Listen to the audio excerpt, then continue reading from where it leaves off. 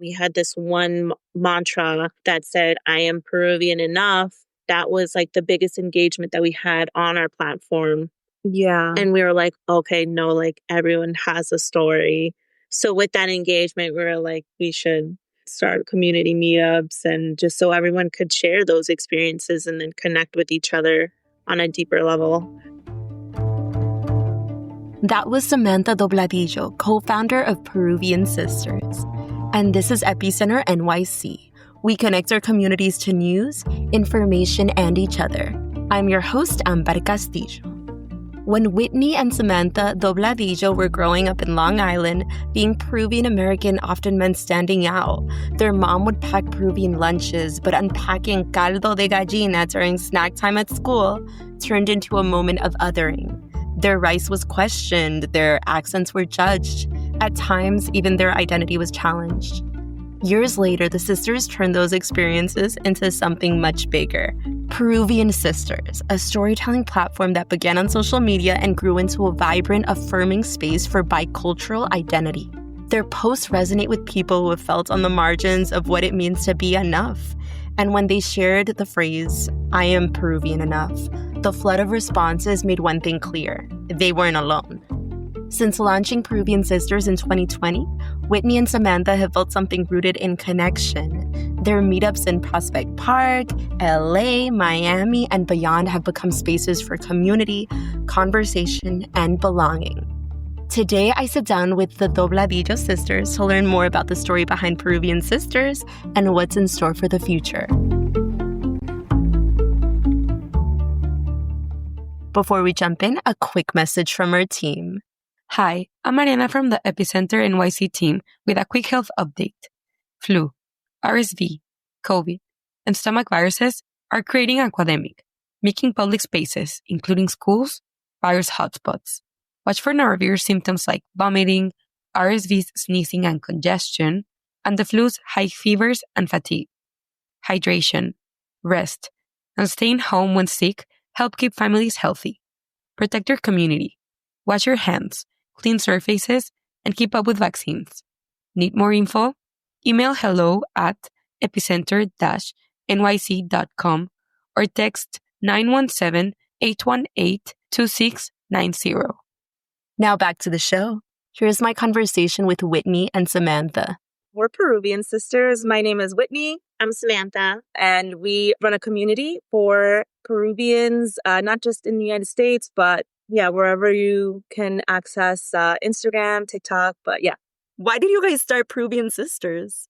We started Peruvian Sisters because of the pandemic, but we mainly wanted to, the idea started rolling just because we wanted like a community. We first wanted to start off as like a Latina community, but then as we were getting closer to launching, we ended up just sticking to Peruvian because that's culturally, we feel like we could relate to that a little more. We felt like we could like definitely speak more to the Peruvian community. Yeah. So we decided to go a little bit more niche in the end. So, yeah. Yeah. And where are you guys from? Are you born and raised in New York? Born and raised in New York. Yes. Long Island. And was there anything about just growing up first gen that also speaks to why you wanted to start this platform? We grew up in a predominantly white neighborhood, and I feel like there wasn't a lot of inclusion yet in the specific town that we live in. And growing up in school, my school was a lot smaller than other schools around us. I didn't really see a lot of Latinos in my school. So let alone Peruvian specifically. Yeah. So it was a little, I guess you could say it was a little weird for me because it's like, I go to school, try to feel seen, try to be included versus like when I come home, it's like, I'm speaking Spanish to my parents, to my aunts and my uncles. And it's like, I just wish I would have had a little more exposure to that in my school growing up because I feel like I would have came to a realization, like culturally wise, like how rich my culture is and just being Latina and everything. And when you speak about that realization, was there a certain point where you realized I'm not getting this in my school environment and I want to carve out that space and help create that community? Yeah. And then in pandemic, we had more time to really kind of like build a foundation of what we wanted this community to be. And it really just kind of relayed back to like our upbringing. Can you speak more about that and some of those aspects of your upbringing you wish you could have had built more of or translated across other aspects of your life? Well, being Peruvian, I feel like something that all Peruvians can relate to is how incredible our food is. And it's such a shame to be so happy and fulfilled with your food, but then like being a younger kid in school, like as Sam said, going to a predominantly white school, our mom like lovingly packs our meals, our lunches, and then you bring that to a school full of like white kids and they're so unfamiliar with like what you're bringing or like what these smells are. And it's a bit isolating, right? Like when you hear like, oh, well, why is that rice green? Or why does that look like that? And it makes you feel outcasted. So growing up, it's like, no, damn, like our food is undeniably amazing. And we should be proud of that. Having even just like more Latinos like growing up in like our neighborhood and everything, it's like we could have related to like food and culture and music and also like language. So we didn't have a lot of that, but we were just like, no, like we're proud of who we are and our upbringing and our food. And we want everyone to know that. Kind of back to that moment when you started Peruvian Sisters, that was during the pandemic. How did it begin? Mentally, we were both thinking it, but I think you had brought it up. Maybe I brought it up first, but I remember our mom always wanted us to like do something together too. Like our mom is like one of our biggest supporters. And I think maybe when we verbalized the idea to her, she was like, I think that's a great idea. I think you guys should go for it. I think like as sisters, you guys should stick to like as like such a Latina mom. Like you're all that you got, you know? Like you guys are like amiguitas. And she's like, you guys need to stick together and you guys should do this, right? So she's been like one of our biggest support systems. Like we've done videos with her too. Like she's always, I love that about her, is like she's always down para la cultura. Like she's like, she's like, I'll do this with you. Yeah, I'll dance with you. Yeah, I'll do this. So I think our mom like gave us like that push as well. What did that initial vision look like? I mean, I know when I thought of the idea, I was thinking more of like clothing or something like I'm Peruvian, I'm like proud or something. Merch. Yeah, that's what I was thinking. But then we started rolling a little more ideas. And then that's when we started saying like, no, we want to feel seen. We want other people to be seen as well. And that's when we were like, let's just turn it into like a community page. Yeah. And we wanted to just share our experiences, hence like how we came up with the name is like, yes, this is two Peruvian sisters and we're sharing our experiences, but our experiences are also really relevant to a lot of people that have started following us, have started like engaging with our content, that have been following us from like the very beginning. They feel a lot of pride. They see themselves and they'll like say like, you know, I think it's amazing what you guys do for the community. We host meetups. We host other events where people can get together and meet each other.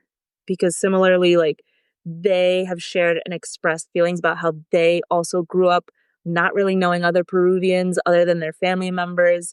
Through our events, like they were able to make friends. So it became bigger than us. Yeah. So this was obviously like very personal for you guys. How did you know there was that need there, that gap there when you first started launching, you know, again, some of those community events and creating this space where people can like translate across cultures and feel like they're in community with others who share their background as well? I think it was speaking to family members and then also maybe speaking to other people we were growing up who can also relate to our stories. Because there's like, growing up, there was definitely way more other towns who were predominantly white too. So I'm assuming we've gone through like experiences where we would connect with other people and other people had the same exact story as us. And then even after we started our page a little bit, we had this one mantra that said, I am Peruvian enough. That was like the biggest engagement that we had on our platform. Yeah. And we were like, okay, no, like everyone has a story. So with that engagement, we were like, we should start like community meetups and just so everyone could share those experiences and then connect with each other on a deeper level. Yeah, that post that we made, it was definitely within the first year, as Sam mentioned, it was just stating that you are enough, but more specifically culturally enough, being Peruvian. That's something that Sam and I are, right? We're first generation. We weren't born in Peru. We have Peruvian parents, but I think there's so many different ways of being Peruvian. And I think there's always this imposter syndrome that everyone carries with them, Latino, even non-Latino, like everyone carries some sort of weight on them that says they're not enough of something. We simply just put like, you are Peruvian enough. That post, as Sam just mentioned, got probably like one of the quickest engagements where we started noticing, and people naturally just started commenting their stories of when they felt not Peruvian enough or what they'd been told in the past. And they were like saying things like, I really needed this today, or I really like love hearing this or seeing this, or people were even commenting off of other people's stories. Like, this happened to me too, or I have a similar experience just like you. That definitely struck a chord, like, positively and negatively, right? Because it's like, yes, I relate, but also it's like, I hate that this also happens to you too. So that was like a really big, like, shock, like surprising moment for us, where it's like, we have something here where it's like, people just want to feel enough. And they are. And they are. There's many different ways of being Peruvian. I guess maybe that's one of the most challenging things too, is like, yes, we're not a monolith. We have people that comment, well, this is not how like my family did it, but it's like, you're valid because that's your experience, but you shouldn't invalidate other people's experiences. There's so many different stories and they're all valid. If you guys feel comfortable sharing, could you talk about a time where you felt like your Peruvianness or being Peruvian enough was questioned? This happened to me in school, where I had Latino friends and I speak English at school, but I'll speak Spanish at home. But with my siblings, I'll speak English to them. I remember like saying something and maybe it didn't like verbally translate correctly in Spanish. And another Latino kid was like, well, like, your Spanish is like not great. And it just made me feel like invalidated. And they were like, well, that's like fake. Like, you know, like you're kind of like fake Latina a little bit because like you can't speak Spanish, like, I guess like to up to like his standard. So that was just like, wow, just because like I'm not speaking like you, like you're trying to invalidate me. But I think that also goes back to like Peruvians, because it's like, well, you're not speaking like you're a Peruvian, or that's not how we talk, right? I don't think I ever got that specifically from a Peruvian, but I know other people that have commented like, just because I don't talk like that doesn't invalidate me of being Peruvian. I think I got that from a family party, like one of our uncles. It was I think it was in Peru. When we went to Peru, my aunt was throwing a party, and then I was speaking to some of my cousin's friends. Not that they were making fun of me, but they were just so interested in like my English. And then when I would try to speak to them in Spanish, they were like, "Así no se dice." Almost same experience, but then also like at job, I used to have like a retail job, and I would see different Latinos come in, and then when they would ask me, it's always that question, right? Like, oh, where's your background from? So when I would say Peruvian, I've had a couple Peruvian customers say, well, you don't have the accent of a Peruvian. I didn't know what to say at that point. I was almost like starstruck, because I'm like, I don't have an answer, and nor do I owe you an answer either, because it's like. And did sharing space with people, either like on social media or, your community events, help you navigate those situations, when you did go to Peru or when you did hang out with other Latinos here and dealt with those kinds of tensions? We've hosted events, and when we meet other Peruvians within our community, I love hearing their stories, and I love hearing how they navigate similar situations that we've been in, because it's definitely inspired how, like, at least how I look at life, or how I will navigate a conversation, or right? move forward, or move forward with something. So, like, I think when people try to like question, like if I go to Peru or something, and people are like they try to like question or invalidate me, like it's kind of more of like, that's your issue. That's not mine. Right. That's nothing that I can help you with. That's something that sounds like something internal for you. But I know my worthiness, and I know what I carry with me. And it almost like, to me, it's like, it's not worth my time. How do you come up with the content? How do you keep things fresh? Yeah. What's your process? Trends that are trending on social media, TikTok, randomly. Like if something happens not in a moment, like for New Year's, right? We have different Latinos have different traditions, superstitions. So then we were like, okay, maybe we should do something Peruvian wise.